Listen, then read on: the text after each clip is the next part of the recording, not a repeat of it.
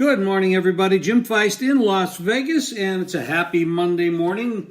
The Belmont is over with, and Sir Winston did a hell of a job, but I didn't have him, and that was not a winner for me. Didn't pick up any money on that race. The prior race, the ninth race, did make a little bit of money on that. Had the exact, it was small payoff though. But let's take a look at today's betting card. Of course, the big news is it's Game 5 of the NBA Championship, and Golden State visits Toronto down 3-1. So Golden State's got to win 3 straight games, which means one game at home. They got this one at Toronto. Game 7 would be at Toronto, and Game 5 would be at Oracle in Oakland. But Toronto's a 1.5 or 2-point favorite in this game. Total is 214.5 or 214 with an over favored there. So the issue here with this injury stuff with Durant, he's been out 32, 33 days. He hasn't really played or practiced much. Even if he does play, it's more of a psychological boost, probably, putting another body on the floor. He's one of the greatest players in basketball. There's no question about that. People will argue and say he's the best. I don't know about that either, but he's damn good. And it would be a psychological boost for Golden State. It's tough to beat a champion, especially when you get teams like Toronto who hasn't won championships before. We saw it last night with the St. Louis Blues. They couldn't close out at home. Now they go to Boston and try to do it. The same thing could happen here.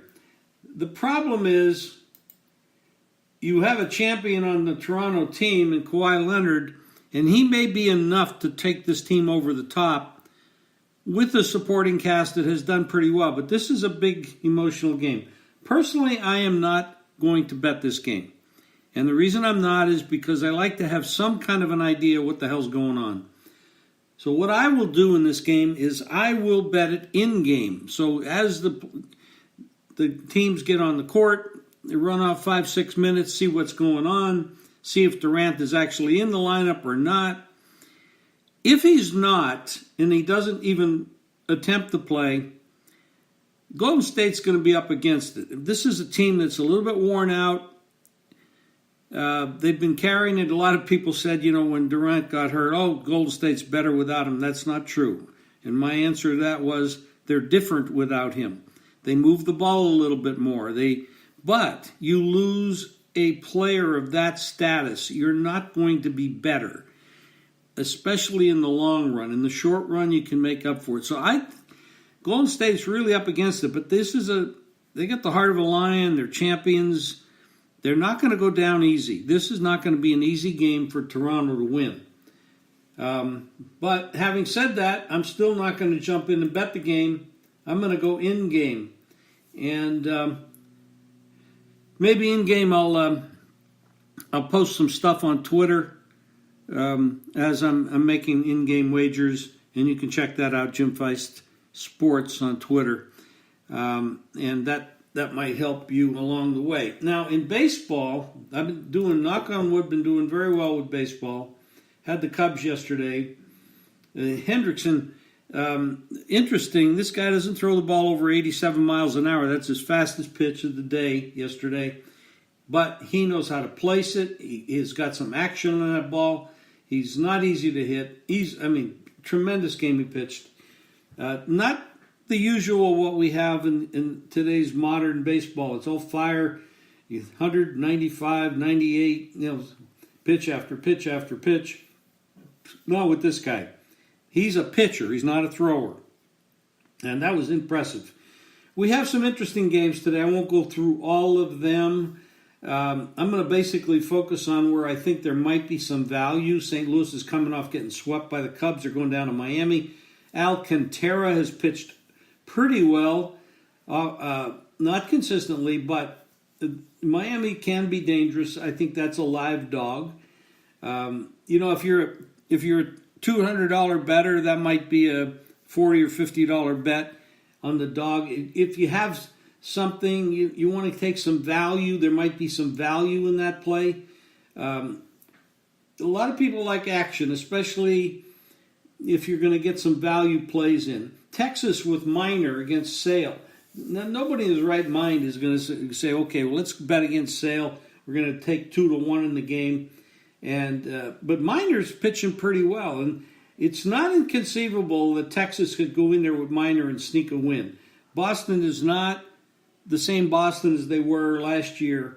They're a different team, but Sale is a monster. But where is the value in that game? I think the under might be the value. I think both these teams could be a little low scoring in this game. Both these pitchers can pitch. Minor is a surprise. A little left-hander, gets it done.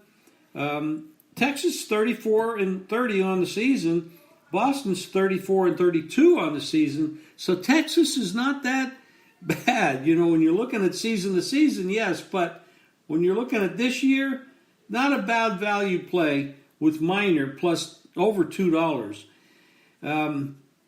Tampa Bay with Morton over Anderson, I would have to bet this game. I don't lay big numbers like this, but I could probably easily bet and lay Tampa Bay and lay 1.5 with that game. And go down here, the Mets and the Yankees. Now, this is an interesting game. You got Tanaka, who's been a little rocky the last 2 outs. Vargas is coming back into form, little left-hander, taking a big price here. I'm on Vargas. That would definitely be a play for me. Like I said, if you're $100, $200 better, I'd put a bet on this. I mean, there's good value there. Yankees, heretofore have been the better team, but Mets are capable, very capable here. The probably the best matchup, if you want to lay a price, Dodgers with Rio. This Rio's been unbelievable, laying about 161, 162 out there, playing the Angels. This is a little rivalry between these two LA teams.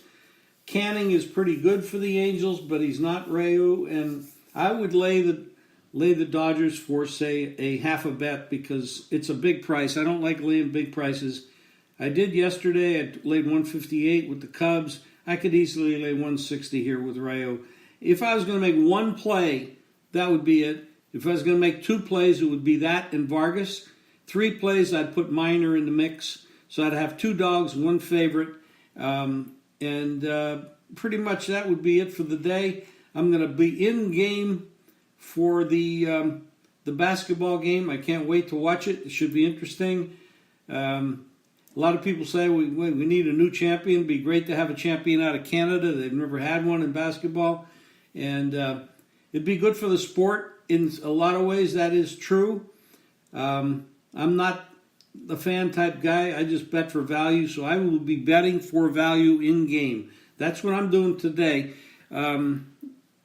We're taking a little break with the podcast during the summer. I'll be doing a lot of them myself and giving out, as you just heard, giving out a lot of free information. I'm not asking anybody any money for it, but if you want to do anything with me, you can go to jimfeist.com. We have plays up there for sale each and every day. We have articles, podcasts, etc., etc.